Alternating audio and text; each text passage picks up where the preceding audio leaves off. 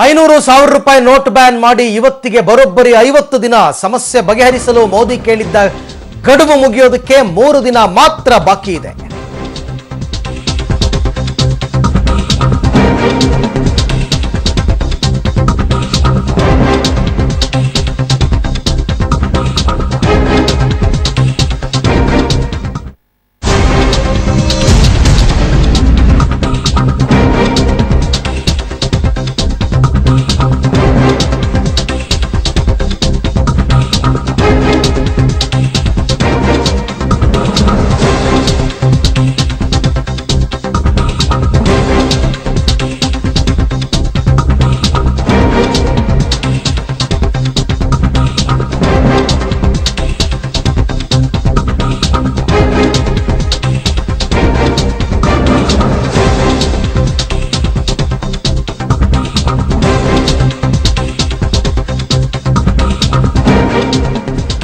₹500,000 note ban ಮಾಡಿ ಇವತ್ತಿಗೆ 50 ದಿನ ಸಮಸ್ಯೆ ಬಗೆಹರಿಸಲು ಮೋದಿ ನೀಡಿದ್ದ ಗಡುವು ಮುಗಿಯೋದಕ್ಕೆ 3 ದಿನ ಮಾತ್ರ ಬಾಕಿ ಇದೆ.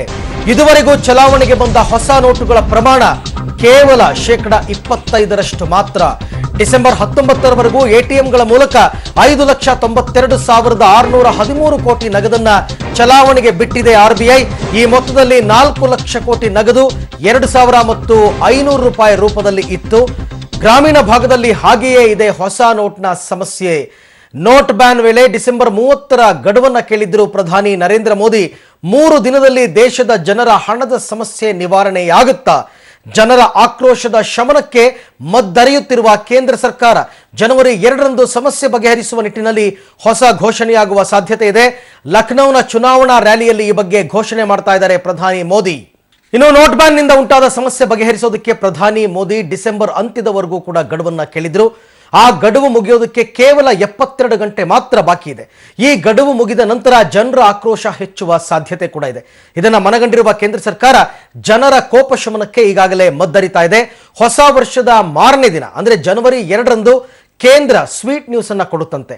ಅಂದು ಲಖನೌದಲ್ಲಿ ಬೃಹತ್ ಚುನಾವಣಾ ರ್ಯಾಲಿಯನ್ನು ಉದ್ದೇಶಿಸಿ ಮಾತನಾಡಲಿರುವ ಪ್ರಧಾನಿ ಮೋದಿ ಜನರ ನೋಟ್ ಸಮಸ್ಯೆ ಬಗೆಹರಿಸುವ ನಿಟ್ಟಿನಲ್ಲಿ ಹೊಸ ಘೋಷಣೆಯನ್ನ ಮಾಡಲಿದ್ದಾರೆ. ಆದರೆ ಅದೇನು ಅನ್ನೋದ್ರ ಬಗ್ಗೆ ರಹಸ್ಯವನ್ನ ಕಾಪಾಡಿಕೊಳ್ಳಲಾಗಿದೆ ಅನ್ನೋ ಮಾತು ಕೇಳಿ ಬರ್ತಾ ಇದೆ. ಈ ನಡುವೆ ಐಟಿ ಇಲಾಖೆ ಕಾರು ಮಾರಾಟಗಾರರ ಮೇಲೆ ಕಣ್ಣು ಹಾಕಿದೆ. ನವೆಂಬರ್ 8ರ ನಂತರ ದೇಶದಲ್ಲಿ ಎಷ್ಟು ಕಾರ್ ಸೇಲ್ ಆಗಿದೆ ಎಂಬ ಮಾಹಿತಿ ಸಂಗ್ರಹದಲ್ಲಿ ತೊಡಗಿದ್ದು ಕಾರ್ ಡೀಲರ್ಗಳಿಗೆ ನೋಟಿಸ್ ಅನ್ನ ಜಾರಿ ಮಾಡಿದೆ. ಜನವರಿ 1ರ ನಂತರ ಕಾರು ಖರೀದಿಸಿದವರಿಗೆ ನೋಟಿಸ್ ಜಾರಿ ಮಾಡೋದಕ್ಕೆ ಐಟಿ ಇಲಾಖೆ ಸಿದ್ಧತೆಯನ್ನ ನಡೆಸಿದೆ.